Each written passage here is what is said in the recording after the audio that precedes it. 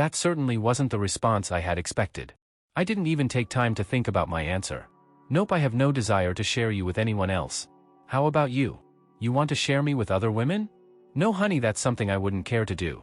Besides, I think joining a group would be a very high-risk thing to do. If something like that were to become common knowledge, it would ruin my career. She was right about that. She worked for the largest bank/investment group in the 6-state area. Her position as vice president in charge of human resources and public relations would be in serious jeopardy if she were to be involved in any kind of scandal.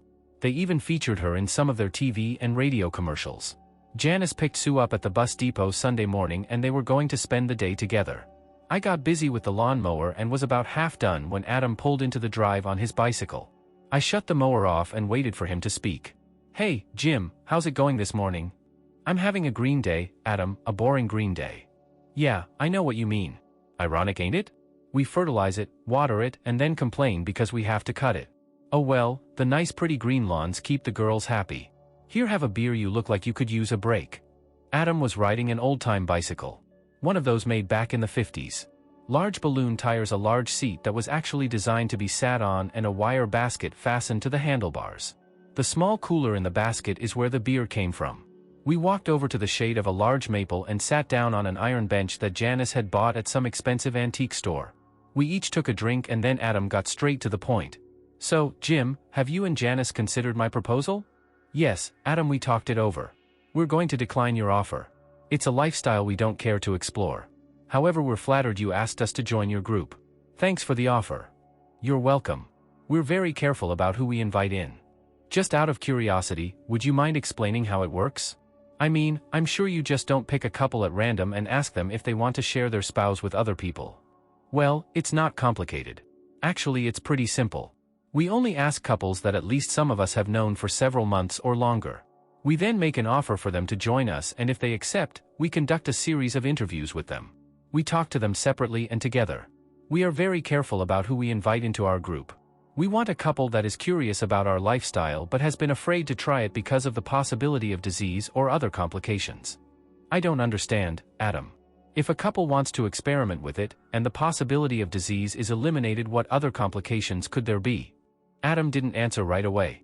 He took a swig of his beer, gazed off across the neighborhood, sighed, took another drink and then tried to explain. Jim, there's no big secret or anything like that, but I would rather you didn't repeat anything we've talked about this afternoon, okay? Okay, Adam, you have my word. I won't tell any tales out of school. Thanks, I appreciate that. I'm going to use you and Janice as an example. You moved here about 8 months ago. You don't have any kids. If you did, it wouldn't stop us from asking you, but it would be something else to consider. You have been coming to our Friday night parties since you moved here. You are both very well behaved. You don't drink to excess. You seem to get along well with everyone here. Neither one of you have given any indication that you might be on the make, so to speak. You are both attractive. The clincher is that neither of you has shown any jealousy when your mate was dancing with someone else. Do you now understand why we asked you to join us? I think so. If you don't mind my asking, what would have happened if we would have accepted? Abby would have talked to Janice and I would have talked with you. The main thing we would want to be 100% sure of is that neither of you were seeing someone else on the side. If one of you were, then the offer would have been withdrawn. And no, if one of you were having an affair, we wouldn't tattle to the other. We would warn the one having the affair about the danger of transmitted diseases though. Okay, then what? Both of you would have to visit a doctor and be tested for STDs. Once that was out of the way, we would sit down with you and explain a list of rules. The first rule is that you must stay within the group. The second rule is that you must attend parties as a couple. One can't stay home with the kids or be on the road. This helps to keep things even for both partners. There's several other rules, but those are the two most important. Sounds to me like you have everything pretty well organized. You ever had to kick anyone out of the group? No, we've had 2 couples move away and the male member of one couple was killed in a traffic accident. The widow still comes to our regular parties, but since she no longer has a partner, she doesn't attend the parties. That's another of our rules, no singles allowed. That's all very interesting, Adam. Thank you for your honesty. You're welcome, Jim. The main reason I stopped by this morning was to be sure there weren't any hard feelings. We would like for you and Janice to continue coming to our Friday night parties. They are strictly on the up and up, no S allowed. Well, there is one thing we're upset about. We've got a nice pool and patio, so why can't we have the group here next Friday? It's a date, Jim, I'll let everyone know. Tell me, Adam, how many of the Friday group are members of the club? Just Brent and Beth. I promise, they will always be on their best behavior. One last thing, if you don't mind, is there anyone else in the Friday group that you're thinking about asking to join your little club? No, you were the only couple we were interested in. Okay, Adam, we'll see everyone here at 6 sharp. Don't be late. Things have gone downhill for the past couple of weeks. The bank/investment group Janice works for has been entertaining several large investors. If they are successful, it will mean millions to the bank. They've been running her ragged trying to schedule meetings and entertainment. Her days have been hectic and long. Our love life appears to be on hold. What little time we have at home has been taken up by Janice's sister, Sue. She's 10 years older than we are, but being kicked out of her home has her behaving like a homesick child. We know she needs someone to talk with, but we really haven't had the time. She kinda made friends with Abby at last Friday's party. That helps keep her busy during the day, but she's here every night. She sits up till all hours and reads or watches TV. It's been hectic at my work too. We won the structural design and general contract on a very large 1-year project this week. The first thing my boss did was ask me to move there to oversee things. That's 1,000 miles away. I told him no, and the good thing is I have the seniority to turn it down. He just laughed and said he had to ask me before he forced it on someone else. Our life is about to pick up. Janice wasn't able to rent us a room due to 2 large conventions in town, but her bank keeps a suite permanently rented for visiting investors. We used it during the noon hour last Tuesday. I seem to remember it had a small living room, a kitchenette, a writing desk, a large bathroom and 2 large bedrooms with king-sized beds. Lust was even better today. Janice was hotter than a firecracker. She seems to think he will sign the papers giving her bank all of his business this afternoon. At a little over $120 million, he will be the 3rd largest private investor at her bank. I had been wearing a smile that wouldn't go away for the 2 hours since I left Janice at 11 o'clock. My secretary came in with the afternoon mail, dropped it on my desk, winked at me with a knowing grin and returned to her office. Ah well, keeping secrets from Maggie, my secretary since I had started working here, was impossible. I didn't even try anymore. I reached into my right-hand pants pocket for my small pocket knife to open the mail with and, it wasn't there. I immediately stood and looked around my chair. I couldn't loose that knife, I just couldn't. It had belonged to my grandfather and it was the only memento of him I had. I was in high school when he died and I still missed him. I had a short panic attack and then remembered it had been in my pocket when Janice removed my pants at the suite. It must have fallen out when I got dressed. I didn't even slow down as I passed Maggie's desk. I just said I would be back in less than an hour and took the stairs 2 at a time on my way out of the building. It was a short, fast trip through traffic to the hotel. I only got honked at twice. I didn't want to take a chance on room service finding that knife and then losing it somewhere in the shuffle. I parked and ran down the hall to the room. Thank goodness Janice had given me a key. I opened the door and there it was lying on the floor right beside the small writing desk. I picked it up and smiled, remembering Granddad. It was at that moment my life changed, forever. One moment it's a nice pleasant sunny day and the next moment it's a dark cold night. Lying on the floor within 3 feet of where I found my knife was a man's silk shirt and a tie. A very expensive looking suit jacket was draped over the back of the couch. Next to the man's jacket was a woman's jacket. There was a silk blouse lying on the coffee table. 2 pairs of shoes, 1 pair male and 1 pair female, were carelessly lying on the floor of the small living room. A pair of trousers and a skirt was on the floor at the beginning of the short hall. A bra, panties and silk shorts led right to the end of the hall where the 3 doors were. I wondered where the silk stockings and garter belt were. I wasn't sure just how expensive the male clothes were, but if I were a betting man, which I'm not, I'd bet they cost more than the average American made in a month. I did know exactly how much the female clothes cost. Sitting in the middle of the small kitchen table was a leather handbag, custom hand-tooled, $900.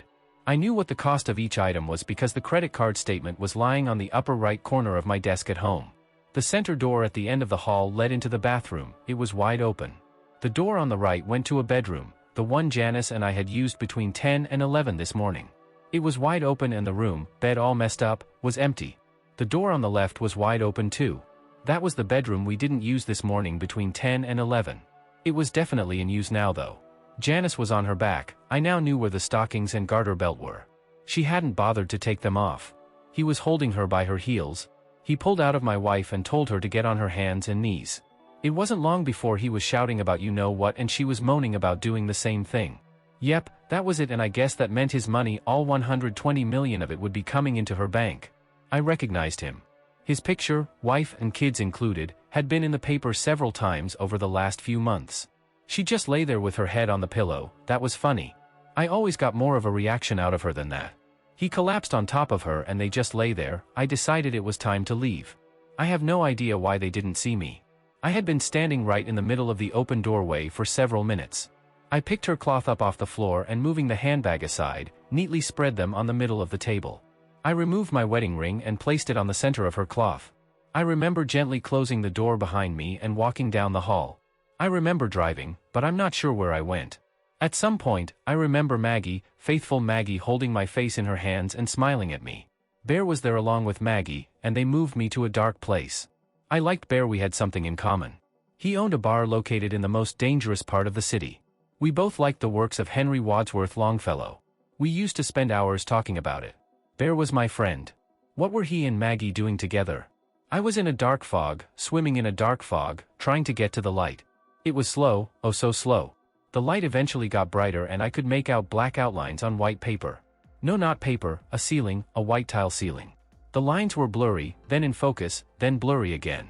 I closed my eyes for a few minutes, at least I think it was a few minutes, and then when I opened my eyes again, the line stayed in focus. Something was pounding on my head. No, something was pounding inside my head. I groaned and a voice beside me said, "Welcome back to the land of the living, boss." I groaned again and turned my head very slightly to the left. "Maggie, what are you doing in my bedroom?" "I'm not in your bedroom, boss. You're in mine." I had to think about that for a minute. Why was I in her bedroom, in her bed? It had to be her bed because it didn't smell like mine. It had a sweeter, feminine smell, like roses. Mine smelled like lilacs. It was more comfortable too. I groaned again, realizing I had another, more immediate problem. "Need help to the bathroom, boss?" I tried to rise up, but the little guy with the big hammer inside my head slammed it against something and I fell back in pain. I swam through the fog again and then Mike, Maggie's husband, was helping me up. Oh, sh. I was in Maggie's bedroom in her bed and her husband would now kill me. I couldn't even defend myself. My arms weren't working for some reason. Mike must have tied me up. I was a dead man. Oh, damn. This couldn't get any worse. I was naked. Bare as the day I was born. It would be worse than death. Pain, lots of pain would be involved. I was sure of it. I was getting sick. My stomach was now being churned by the brother of the little man inside my head. A bowl, a white bowl. Mike sat me on the white bowl. He held tightly to my shoulder with one hand and held a large blue plastic bucket in front of my face with the other hand. I simultaneously exploded at both ends. Damn, but I hurt. I think I would rather Mike beat on me. I doubled over in pain and continued to heave. I woke up in Maggie's bed again. She was sitting in an easy chair, reading a magazine. "Maggie, I'm sorry." "That's quite alright, boss. How do you feel?" "Like hell." "What happened?" "Well, I guess you were in pretty bad shape when you got to Bear's. You just staggered behind the bar, got a bottle and killed about half of it in one go. Then you started saying some very unkind things about Janice. They couldn't make too much sense out of what you were saying, and then... Janice. Oh, damn. Damn her to hell." I rolled to my side, curled up and started crying my eyes out. It all came rushing back to me, flooding my mind with words and images of things I couldn't stand, things I didn't want to remember. Things that couldn't happen but they did. Images of her on her back. Him sliding in and out of her. Her moaning over and over. Remembrance of the squishy sound still assaulted my ears as if it were happening right now. The final act. I tried to blank it all out but it wouldn't go away. At some point, Maggie had moved to the edge of the bed and sat there with her hand on my shoulder. Mike came and shook his head in sympathy and left. I eventually cried myself out. I continued to lay there and whimper and that finally stopped. Maggie had been looking into my eyes and I guess she saw and understood. I came to terms with it. My eyes hardened and then focused intently into hers. She watched as I reviewed the situation, weighted the facts and came to a decision. It took all of half a minute. She later told me that chills went up and down her spine during that short span of time. "Maggie, where's my clothes? Filthy and need to go to the cleaners. You and Mike are close enough to the same size. I have jeans and a t-shirt right here waiting on you. You able to dress yourself? You offering to help?" She laughed. "That's the boss I've come to know and love. Thanks for the offer but I draw the line at dressing you. I'll send Mike in if you really need help." "No thanks, Maggie, I'll manage." I did manage, barely. I made it to the kitchen and sat down at the table. Maggie sat a cup of coffee in front of me. She studied me for a minute and then asked, "You feel like you can hold some food on your stomach?" I'll try something light, if it's convenient for you. One small bowl of Maggie's very extra special fine homemade beef stew coming up, boss. Come on, Maggie, considering all that's happened, can't you call me by my name? Nope. You're my boss. That means you get called boss, or Mr. Carter. You decide. Okay, you win. By the way, what time is it? Supper time, boss, here's your stew. The stew was good. So was the small glass of milk that went with it. My body won the fight with my stomach. The food stayed down. The guy stirring my insides went away and 3 aspirins placated the little guy with the big hammer in my head. We drifted into the living room and I made myself comfortable in one of the large easy chairs. I let Mike pick first so I wouldn't take his favorite chair. Maggie got comfortable on the couch. Would one of you guys please tell me how big of an I made of myself yesterday? Well, boss, you flew through my office mumbling something about a pocket knife and you said you would be back in less than an hour. You didn't come back that afternoon, but I didn't worry about you. I just figured you got tied up with some personal business and forgot to check in with me. Then Janice started calling me about 3. She seemed really desperate to find you. She called about every 15 minutes. I got worried and tried to chase you down. Mike and I got a call about 2:30 this morning from some guy named Bear. He wanted us to come down to his bar and pick you up. He had a heck of a time convincing us to come down there. That part of town is dangerous after dark.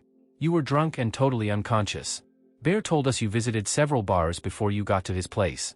He said you were mumbling something about Janice being nothing but AW for the bank. I guess you had a lot of nasty things to say about her. Anyhow, he helped us load you into the back seat of your car and Mike drove you here.